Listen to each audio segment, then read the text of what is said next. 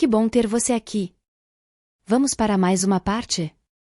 Não se esqueça de se inscrever para não perder nada do nosso canal Essas Palavras. Comente o que está gostando desse livro. Boa leitura! Capítulo 2. Fugindo do sofrimento. Conheci David em 2018. Ele era um tipo comum, branco, porte médio, cabelo castanho. Tinha um clima de insegurança que fazia com que parecesse mais novo do que os 35 anos que constavam no registro médico. Peguei-me pensando, ele não vai durar. Vai voltar à clínica uma ou duas vezes, e nunca mais vou vê-lo. Mas aprendi que meus poderes para fazer prognósticos não são confiáveis. Atendi pacientes que eu tinha certeza de poder ajudar e se revelaram intratáveis, e outros que considerei desanimadores e foram surpreendentemente resilientes. Por isto, agora, quando atendo novos pacientes, tento acalmar aquela voz incrédula e me lembrar de que todos têm uma chance de recuperação. Conte-me o que te traz aqui. Os problemas de David começaram na faculdade, mais precisamente no dia em que ele entrou na sala do Serviço de Saúde Mental para Estudantes. Ele era um aluno de 20 anos, estava no segundo ano em uma universidade no norte do estado de Nova York e procurava ajuda para lidar com a ansiedade e o baixo desempenho escolar. Sua ansiedade era desencadeada pela interação com estranhos, ou com qualquer um que ele não conhecesse bem. Seu rosto ficava afogueado, o peito e as costas ficavam úmidos, e seus pensamentos se atrapalhavam. Evitava aulas nas quais teria que falar na frente dos outros. Desistiu 2 vezes de um seminário obrigatório de oratória e comunicação, acabando por cumprir a exigência cursando uma aula equivalente na faculdade comunitária. Do que você tinha medo? Perguntei. Tinha medo de fracassar. Tinha medo de me expor como uma farsa. Tinha medo de pedir ajuda. Depois de uma consulta de 45 minutos e um teste com papel e lápis que levou menos de 5 minutos para ser feito, chegaram ao diagnóstico de transtorno do déficit de atenção, TDA, e transtorno de ansiedade generalizado, TAG. O psicólogo que administrou o teste recomendou que ele desse continuidade com um psiquiatra para receitar um ansiolítico e, David disse, um estimulante para o déficit de atenção. Não lhe ofereceram psicoterapia nem qualquer modificação comportamental não medicamentosa. David procurou um psiquiatra, que prescreveu paroxetina, um inibidor seletivo de reabsorção de serotonina para o tratamento de depressão e ansiedade, e um medicamento à base de anfetamina, um estimulante para o tratamento do transtorno de déficit de atenção. Então, como foi para você? Estou me referindo aos remédios.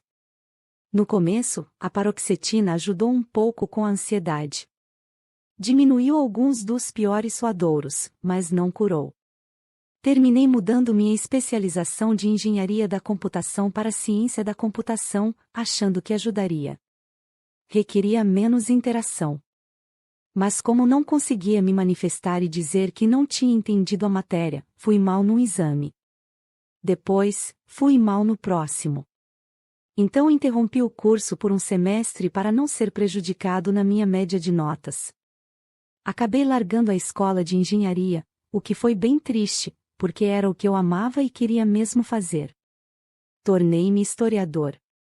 As turmas eram menores, apenas 20 pessoas, e eu podia me safar sendo menos interativo. Podia levar o livro de testes para casa e trabalhar sozinho. E o que aconteceu com a anfetamina? Perguntei.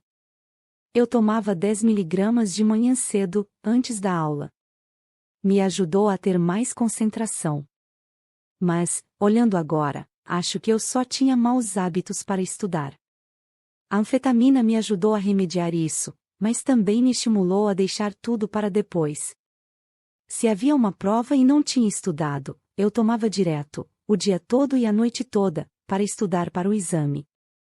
Então, chegou o momento em que não conseguia estudar sem isso. Aí, comecei a precisar de mais. Eu me perguntava se teria sido difícil conseguir comprimidos adicionais.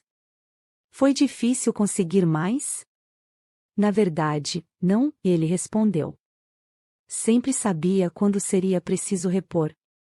Ligava para o psiquiatra alguns dias antes. Não uma porção de dias antes, apenas 1 ou 2 dias, para não levantar suspeita.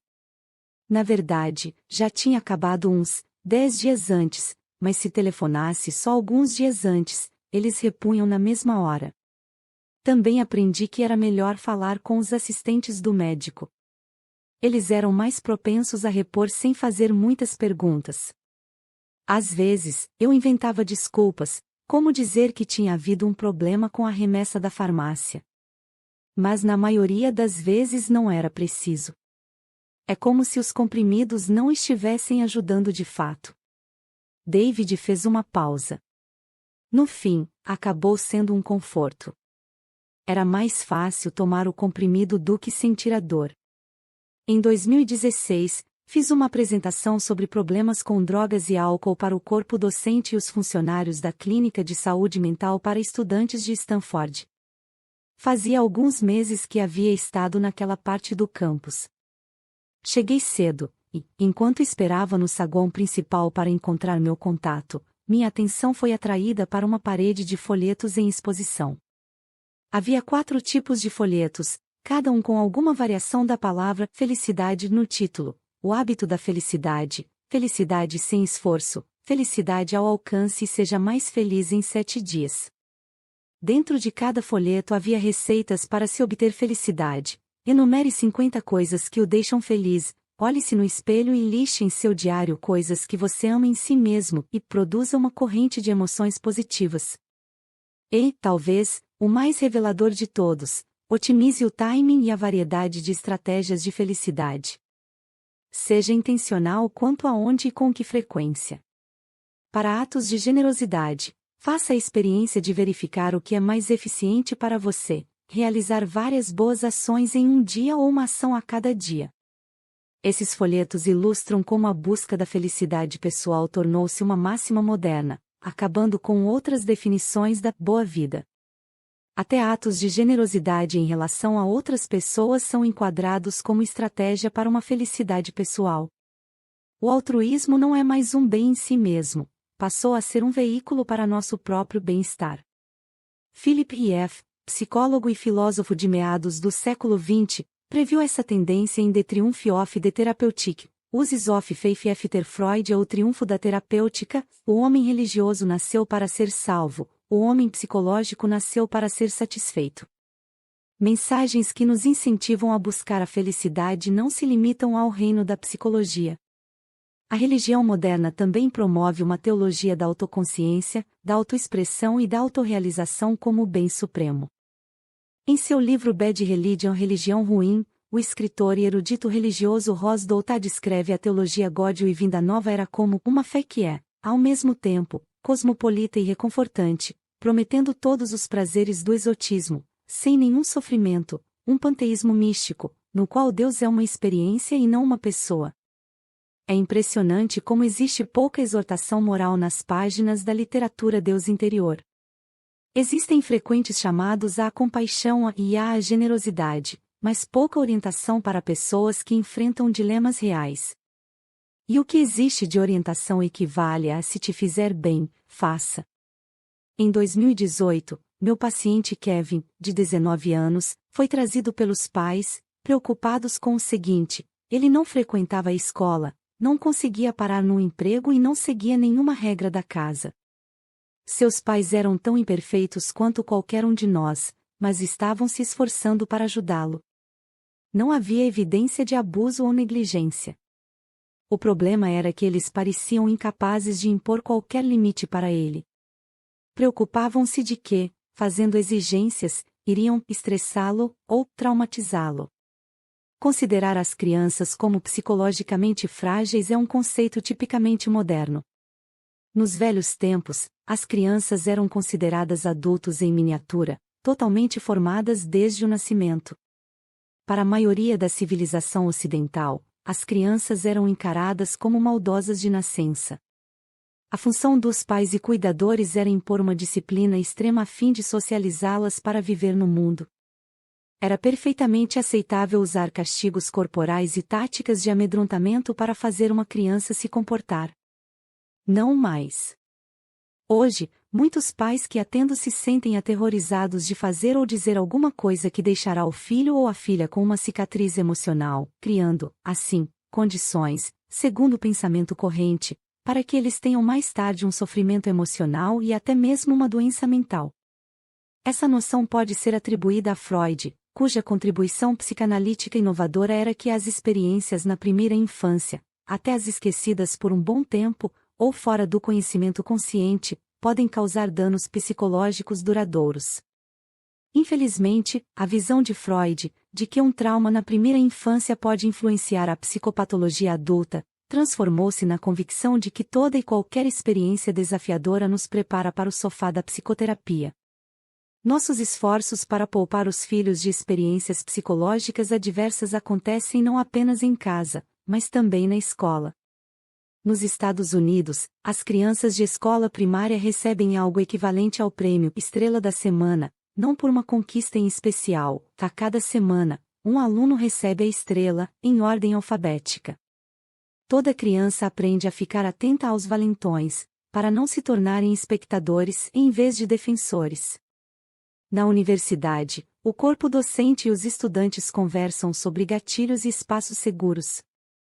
O fato da parentalidade e da educação terem conhecimento da psicologia do desenvolvimento é uma evolução positiva.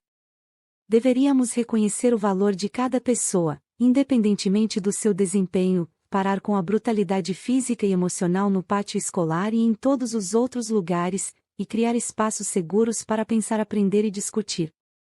Mas temo que tenhamos higienizado demais e patologizado demais a infância, criando nossos filhos no equivalente a uma cela acolchoada, sem possibilidade de se machucarem, mas também sem meios para se preparar para o mundo.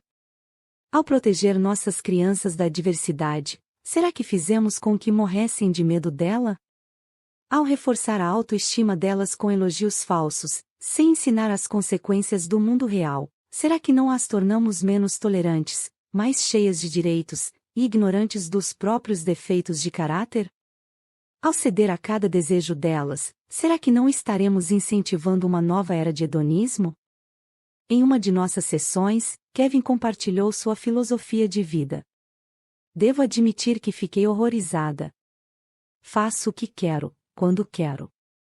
Se quero ficar na cama, fico na cama. Se quero jogar videogames, jogo videogames. Se quero cheirar uma carreira de coca, mando uma mensagem para meu fornecedor, ele me entrega, e cheiro uma carreira de coca. Se quero fazer sexo, entro online, descubro alguém, encontro a pessoa e faço sexo. Como isso está funcionando para você, Kevin? Perguntei. Não muito bem. Só por um momento, ele pareceu envergonhado. Nas 3 últimas décadas, vi números crescentes de pacientes como David e Kevin, que parecem ter todas as vantagens na vida: família solidária, educação de qualidade, estabilidade financeira, boa saúde, mas desenvolvem ansiedade debilitante, depressão e sofrimento físico. Não apenas eles não estão funcionando em todo o seu potencial, como mal conseguem sair da cama de manhã. Da mesma maneira, a prática da medicina tem se transformado por conta do nosso esforço em prol de um mundo sem sofrimento. Antes dos anos 1900, os médicos acreditavam que algum grau de dor era saudável. Cirurgiões importantes dos anos 1800 relutavam em adotar anestesia geral durante a cirurgia, por acreditar que a dor acionava a resposta imunológica e cardiovascular, apressando a recuperação. Embora eu não conheça evidência comprovando que a dor, de fato, acelere a recuperação do tecido, existe uma evidência emergente de que tomar opioides durante a cirurgia retarda essa recuperação.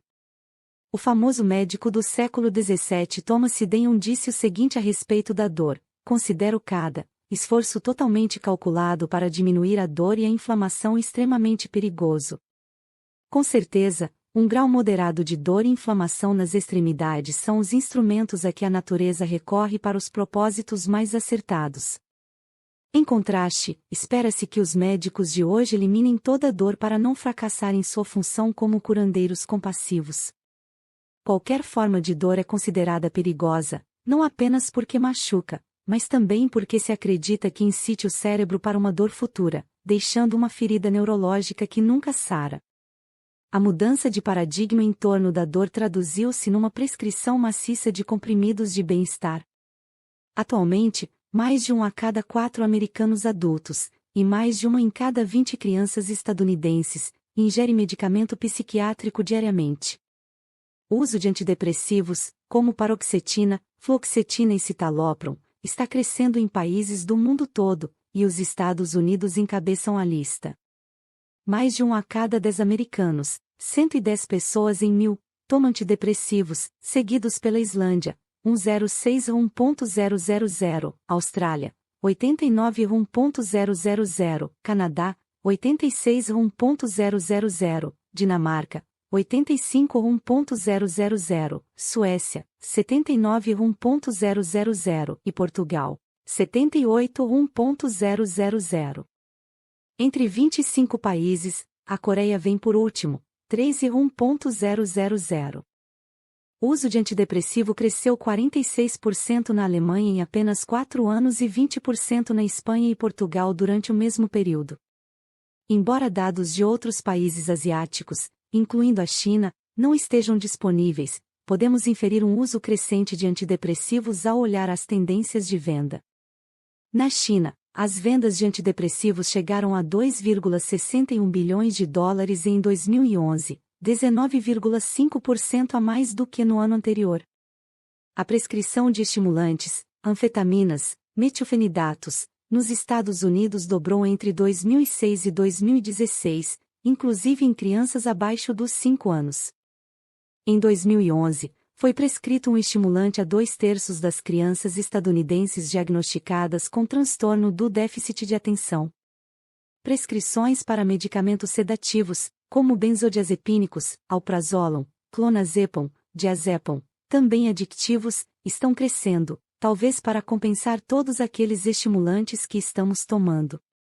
Nos Estados Unidos, entre 1996 e 2013, o número de adultos com uso prescrito de benzodiazepínicos aumentou 67%, de 8,1 milhões para 13,5 milhões de pessoas.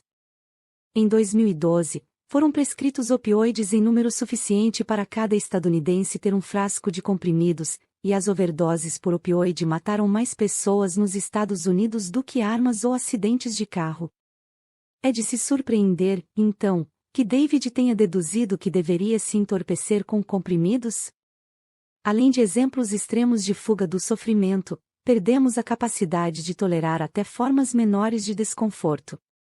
Constantemente, procuramos nos distrair do momento presente, nos entreter. Como Aldous Huxley disse em Admirável Mundo Novo Revisitado, o desenvolvimento de uma vasta indústria de comunicação de massa dizia respeito, em grande parte, não ao verdadeiro ou ao falso, mas ao irreal, o mais ou menos totalmente irrelevante, falhou em levar em conta o apetite quase infinito do homem por distrações. De maneira semelhante, Neil Postman, autor do clássico da década de 1980 Amusing Yourselves to Death e Entretendo-se até Morrer, escreveu: os americanos já não conversam uns com os outros, eles entretêm uns aos outros. Não trocam ideias, trocam imagens. Não argumentam com propostas, argumentam com boas aparências, celebridades e comerciais. Minha paciente Sophie, uma estudante de Stanford vinda da Coreia do Sul, me procurou em busca de ajuda para depressão e ansiedade. Entre as várias coisas sobre as quais conversamos, ela contou que passa a maior parte do tempo em que fica acordada ligada em algum tipo de dispositivo, no Instagram, no YouTube, escutando podcasts e playlists. Numa das nossas sessões, sugeri que ela tentasse ir a pé para a aula sem escutar nada, só deixando seus próprios pensamentos virem à tona. Ela me olhou incrédula e temerosa. Por que eu faria isto? Perguntou, de boca aberta. Bom, é uma maneira de se familiarizar com você mesma, arrisquei. De deixar sua experiência se revelar, sem tentar controlá-la ou fugir dela. Toda essa sua distração com dispositivos pode estar contribuindo para a depressão e a ansiedade.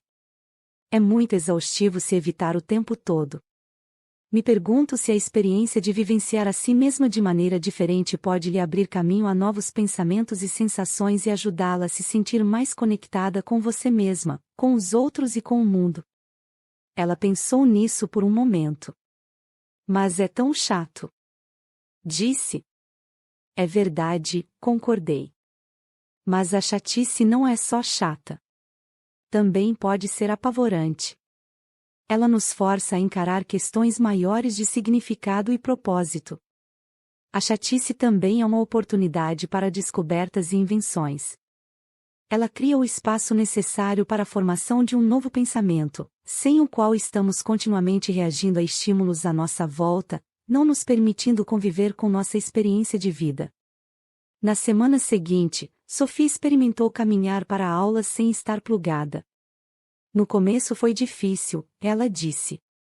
Mas depois me acostumei e até meio que gostei disso. Comecei a reparar nas árvores. Falta de autocuidado ou doença mental? Voltemos a David que estava, segundo as próprias palavras, tomando anfetamina 24 horas por dia. Depois de se formar na faculdade, em 2005, ele foi morar de novo com os pais. Pensou em cursar direito, prestou o vestibular e até se saiu bem, mas, quando chegou a hora de se inscrever, perdeu a vontade.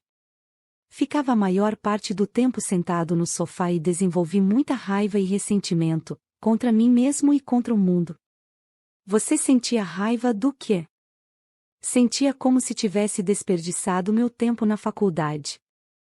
Não estudei o que realmente queria estudar.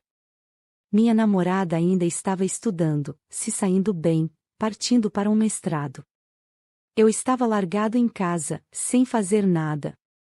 Depois que a namorada de David se formou, ela arrumou um emprego em Palo Alto. Ele foi com ela para lá, e em 2008 eles se casaram. David conseguiu um trabalho em uma startup de tecnologia, onde interagiu com engenheiros jovens, inteligentes, generosos com o tempo de que dispunham. Ele voltou a codificar e aprendeu tudo o que deveria ter estudado na faculdade, mas tinha medo demais para aprender em uma sala cheia de alunos. Foi promovido como desenvolvedor de software, trabalhava 15 horas por dia e corria 50 quilômetros por semana em seu tempo livre. Mas para que tudo isso acontecesse, ele explicou, estava tomando mais anfetamina, não apenas de manhã, mas o dia todo. Acordava e tomava um. Chegava em casa, jantava, tomava mais outro. Os comprimidos tornaram-se meu novo normal. Também tomava enormes quantidades de cafeína.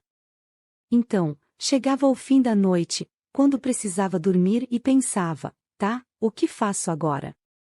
Aí, voltava para a psiquiatra e a convencia a me receitar Zolpidem. Fingia não saber o que era, mas minha mãe tinha tomado essa droga por muito tempo, e 2 dos meus tios também. Também a convencia a me receitar Lorazepam de forma limitada, para a ansiedade antes das apresentações. De 2008 a 2018, eu estava tomando por dia 30 mg de Adderall, 50 mg de Ambien e de 3 a 6 mg de Ativa. Pensava, tenho ansiedade e transtorno de déficit de atenção e hiperatividade, preciso disto para funcionar. David atribuía o cansaço e a dispersão a uma doença mental, e não a falta de sono e a estimulação excessiva, lógica que usava para justificar o uso contínuo dos comprimidos. Ao longo dos anos, tenho visto um paradoxo semelhante em muitos dos meus pacientes. Eles usam drogas, prescritas ou não, para compensar uma falta básica de autocuidado, depois atribuem os custos a uma doença mental, implicando, assim, na necessidade de mais drogas. Desta maneira, venenos passam a ser vitaminas. Você estava suplementando sua vitamina A, Adderall, Ambien e Ativan, brinquei. Acho que sim, e ele sorriu. Sua esposa ou alguém mais sabia o que estava acontecendo com você? Não, ninguém. Minha esposa não fazia ideia. Às vezes, eu bebia álcool quando ficava sem Zolpidem, ou ficava irritado e gritava com ela quando tomava anfetamina em excesso. Mas fora isso, escondi tudo muito bem. Então, O que aconteceu? Me cansei. Cansei de tomar estimulantes e relaxantes dia e noite. Comecei a pensar em acabar com a minha vida. Pensei que me sentiria melhor, e outras pessoas se sentiriam melhor. Mas minha esposa estava grávida, então sabia que precisava mudar. Contei a ela que precisava de ajuda. Pedi que me levasse ao hospital. Como ela reagiu? Ela me levou ao pronto atendimento e, quando tudo foi revelado, ficou chocada. O que a deixou chocada? Os comprimidos. Todos os comprimidos que eu estava tomando.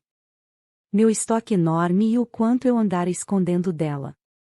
David foi internado na ala psiquiátrica e recebeu o diagnóstico de dependência de estimulantes e sedativos. Ficou no hospital até a retirada da anfetamina, do zolpidem e do lorazepam, e até deixar de ser um suicida. Levou 2 semanas. Foi liberado para voltar para casa, para sua esposa grávida. Todos nós fugimos do sofrimento. Alguns tomam comprimidos. Alguns se estendem no sofá, maratonando Netflix. Outros leem romances baratos. Fazemos praticamente qualquer coisa para nos distrair de nós mesmos. No entanto, parece que toda essa tentativa de nos isolarmos do sofrimento apenas torna nosso sofrimento pior. Segundo o relatório de felicidade mundial, que classifica 156 países segundo a extensão de felicidade que seus cidadãos consideram ter, os residentes nos Estados Unidos declararam estar menos felizes em 2018 do que em 2008. Outros países com nível semelhante de riqueza, assistência social e expectativa de vida viram um declínio semelhante em pontuações autodeclaradas de felicidade, incluindo Bélgica, Canadá, Dinamarca, França, Japão, Nova Zelândia e Itália. Os pesquisadores entrevistaram quase 150 mil pessoas em 26 países para determinar a prevalência de transtorno de ansiedade generalizada, definida como preocupação excessiva e descontrolada, afetando a vida delas negativamente. Eles descobriram que os países mais ricos tinham taxas de ansiedade mais altas do que os países pobres. O transtorno predomina mais significativamente e com maior comprometimento nos países de alta renda do que nos países de baixa ou média renda. Entre 1990 e 2017, o número de novos casos de depressão cresceu 50% mundialmente. Os maiores aumentos de novos casos foram vistos em regiões com o indicador sociodemográfico, renda, mais alto, em especial a América do Norte. A dor física também está aumentando. No decorrer da minha carreira, tenho atendido mais pacientes, inclusive jovens que, muito embora sejam saudáveis, apresentam dor em todo o corpo, ainda que não tenha sido identificada nenhuma doença, nem lesão de tecido. Os números e tipos de síndrome de dor física inexplicável cresceram: síndrome complexa de dor regional, fibromialgia, cistite intersticial, síndrome da dor miofascial, síndrome da dor pélvica, e por aí vai. Os pesquisadores fizeram a seguinte pergunta a pessoas em 30 países ao redor do mundo: durante as últimas 4 semanas, com que frequência você teve dores ou desconfortos físicos? Nunca, raramente, às vezes, e frequentemente, ou muito frequentemente.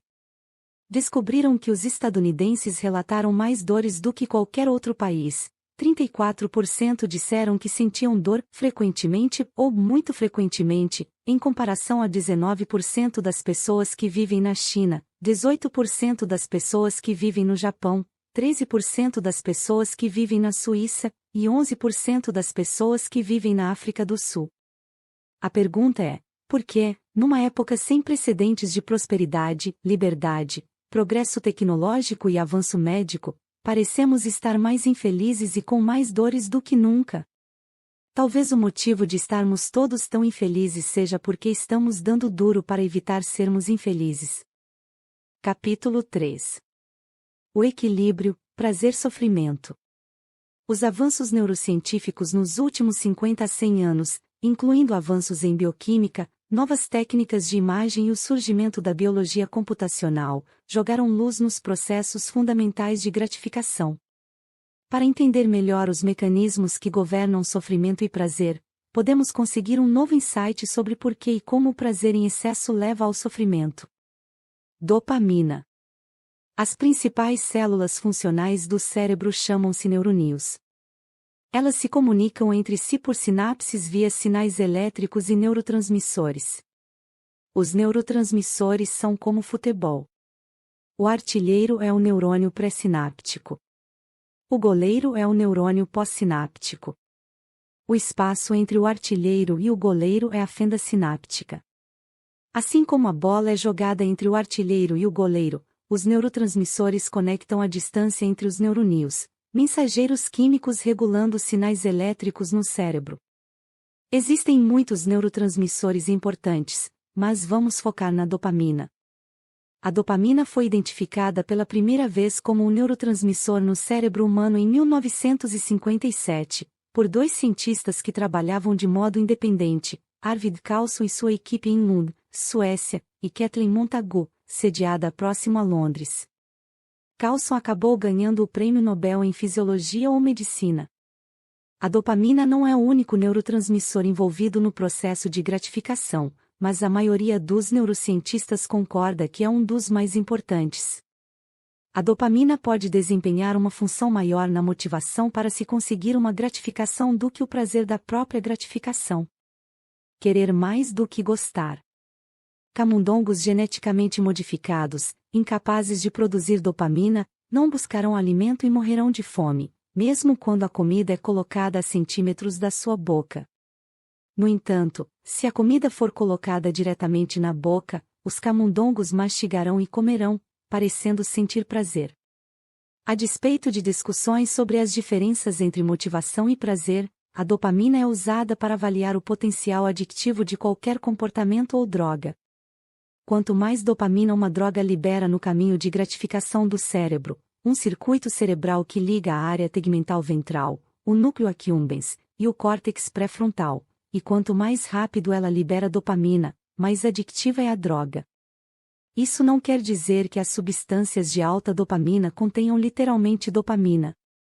Em vez disso, elas disparam a liberação de dopamina em nosso circuito de recompensa do cérebro. Para um rato confinado, o chocolate aumenta em 55% a liberação basal de dopamina no cérebro, o sexo em 100%, a nicotina em 150%, e a cocaína em 225%. A anfetamina, ingrediente ativo em drogas ilícitas como speed, ice e chabu, bem como em medicamentos usados para tratar transtorno do déficit de atenção, aumenta em 1000% a liberação de dopamina. Por esse cálculo, a dose de um cachimbo de metanfetamina equivale a 10 orgasmos. O prazer e o sofrimento são colocalizados.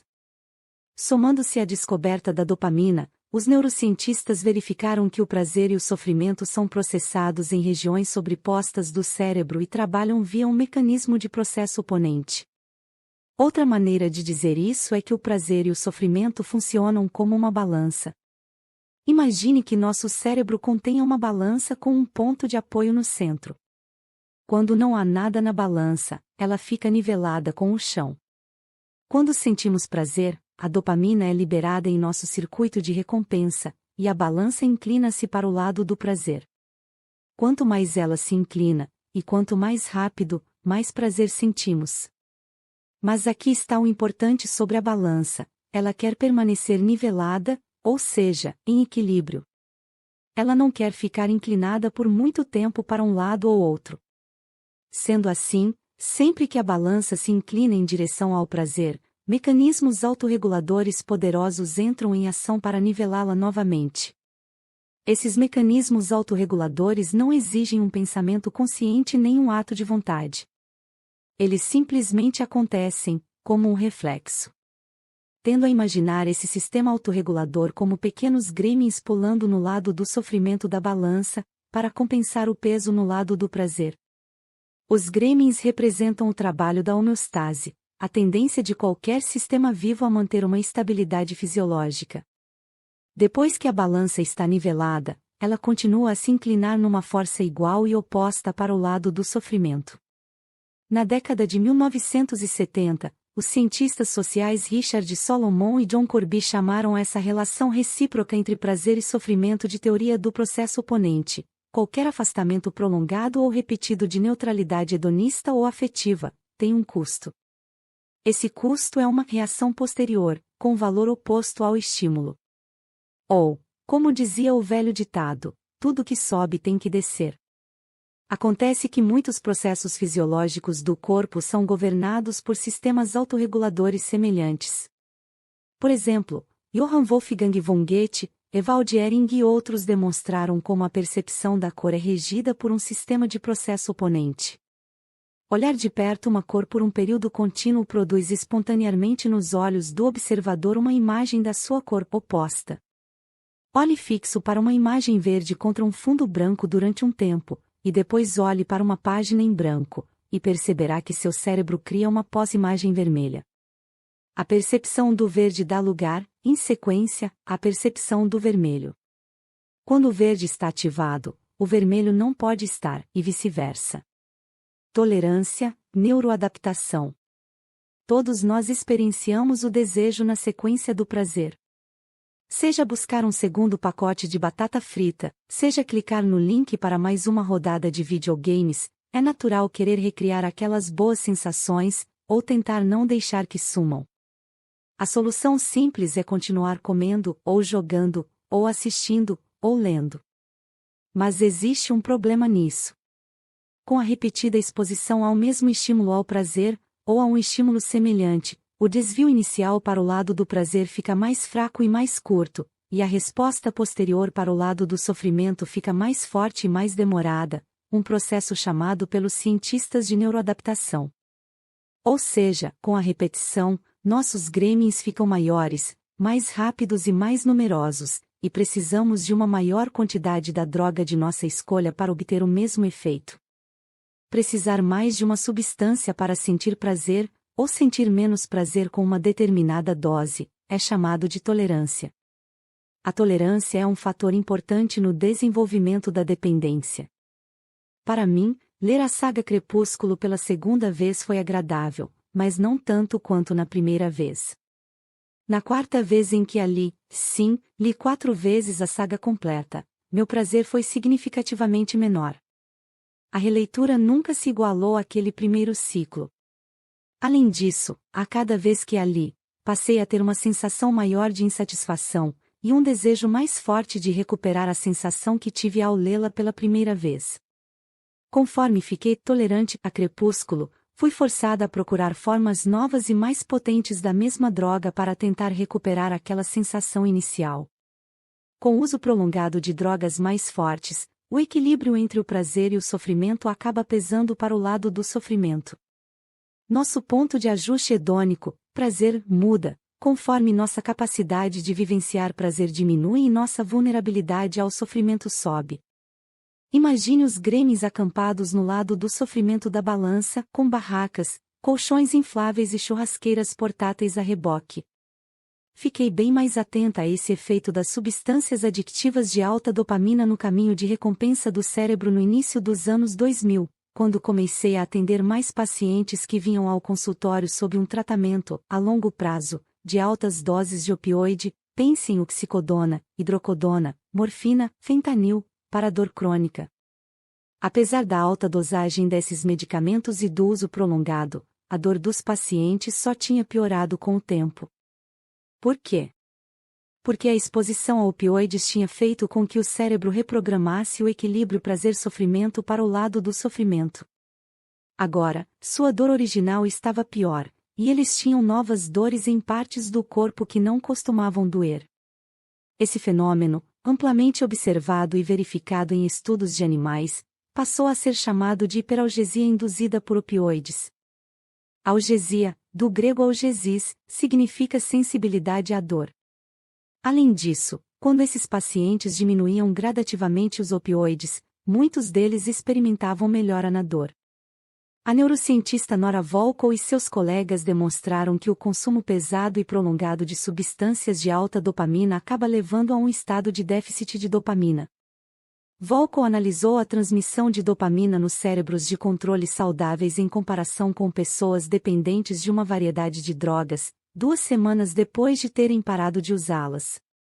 As imagens do cérebro são chocantes. Nas imagens dos cérebros de controle saudáveis, uma área com formato de feijão, associada no cérebro à recompensa e motivação, aparece em vermelho vivo, indicando altos níveis de atividade neurotransmissora de dopamina. Nas imagens de pessoas com dependência, que pararam de usar droga 2 semanas antes, a mesma região do cérebro em formato de feijão contém pouco ou nenhum vermelho, indicando pouca ou nenhuma transmissão de dopamina. Como a doutora Volkow e seus colegas escreveram, a diminuição de receptores da D2 nos dependentes de droga, acoplada à diminuição da liberação de DA, resultaria numa sensibilidade reduzida de circuitos compensatórios para a estimulação de recompensas naturais.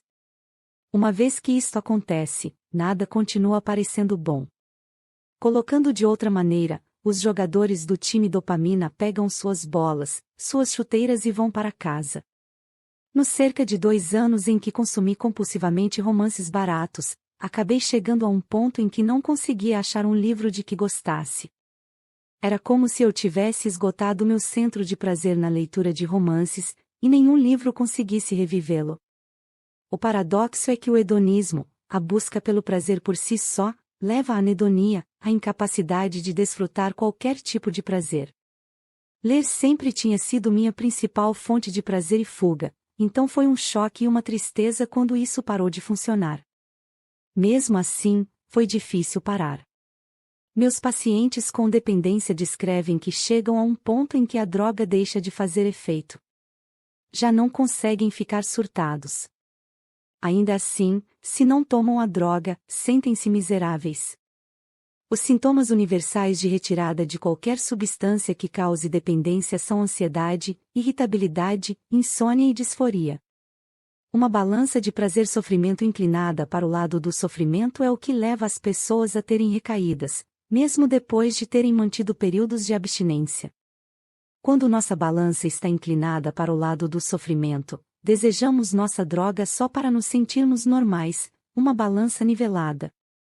O neurocientista George Kolb chama esse fenômeno de recaída levada pela disforia, no qual a retomada do uso é levada não pela busca do prazer, mas pelo desejo de aliviar o sofrimento físico e psicológico de uma retirada prolongada.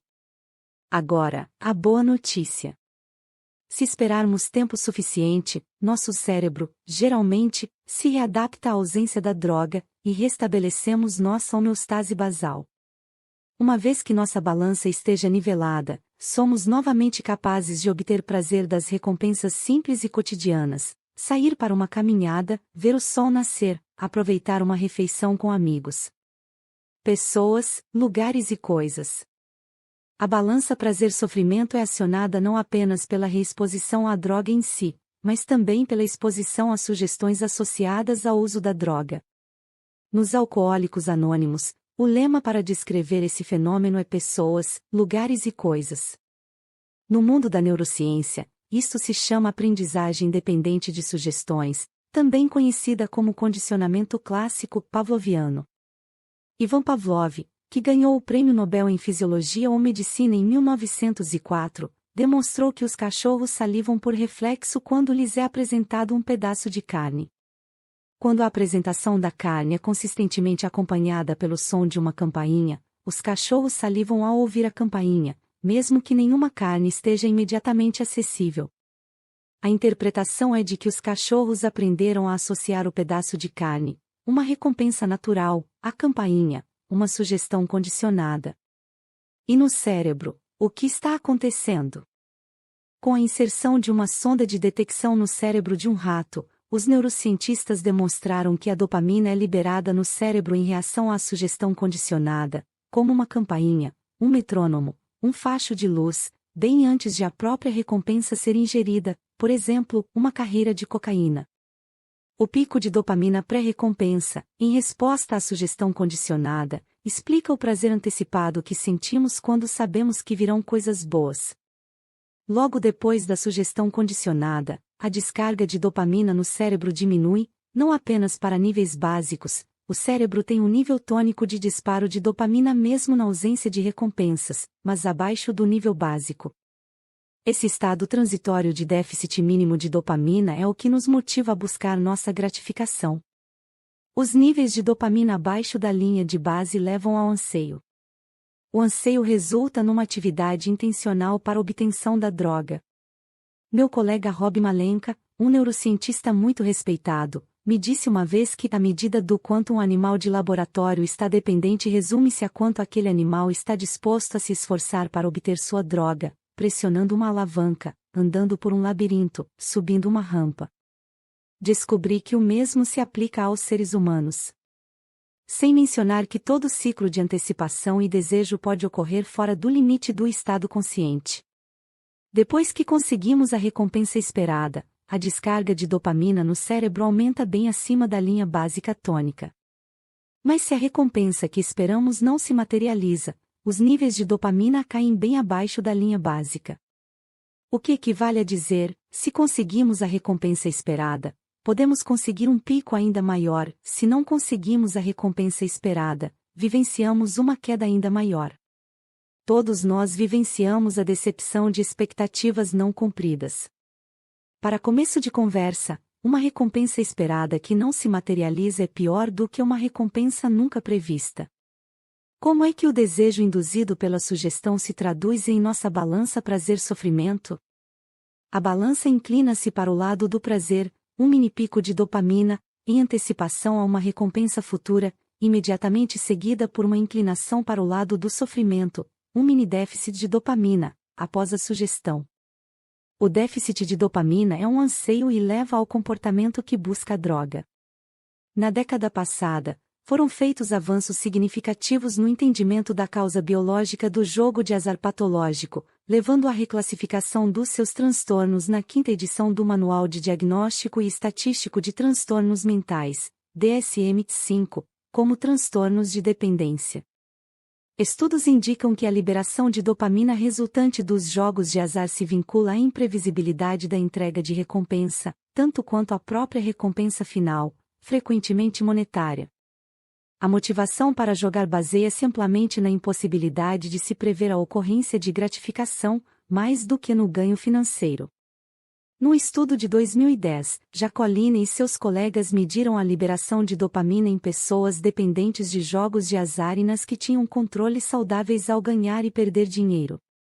Não houve diferenças distintas entre os dois grupos quando ganhavam dinheiro, no entanto, em comparação ao grupo controle, os jogadores patológicos apresentaram um marcante aumento nos níveis de dopamina quando perdiam dinheiro.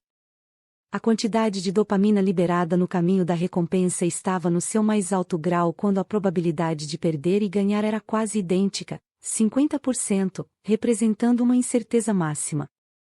O transtorno dos jogos de azar evidencia a distinção sutil entre antecipação de recompensa, liberação de dopamina antes da recompensa, e reação à recompensa, liberação de dopamina depois ou durante a recompensa. Meus pacientes com dependência a jogos de azar contam que, enquanto jogam, uma parte deles quer perder.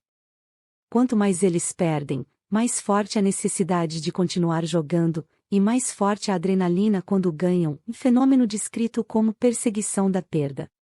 Desconfio que algo semelhante acontece com os aplicativos de redes sociais, onde a reação dos outros é tão caprichosa e imprevisível que a incerteza de ganhar like ou algo equivalente é tão reforçadora quanto o próprio like.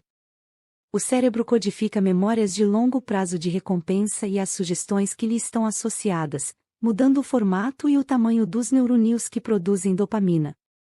Por exemplo, os dendritos, prolongamentos do neurônio, tornam-se mais compridos e mais numerosos em resposta a recompensas de alta dopamina. Esse processo é chamado de plasticidade dependente da experiência. Essas mudanças no cérebro podem durar uma vida e persistem muito tempo depois de a droga já não estar disponível. Pesquisadores exploraram os efeitos da exposição à cocaína em ratos, injetando neles a mesma quantidade de cocaína em dias seguidos, durante uma semana, e dimensionando o quanto eles corriam em resposta a cada injeção.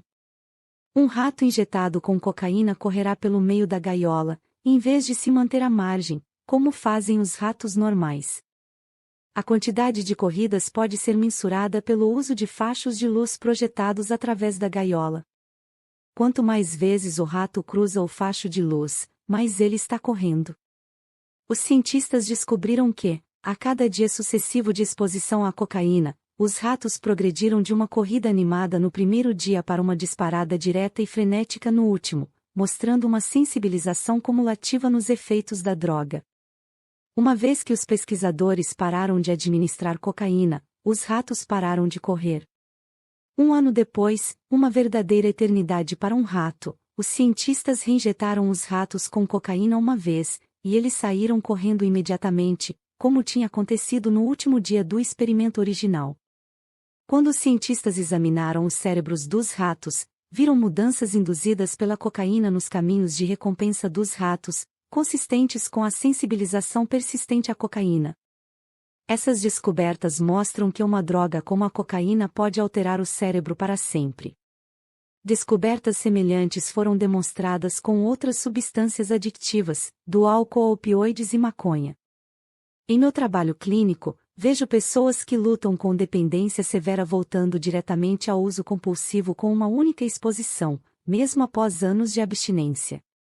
Isso pode acontecer por causa da sensibilização persistente à droga de escolha, os ecos distantes do uso anterior da droga. Aprender também aumenta o disparo de dopamina no cérebro.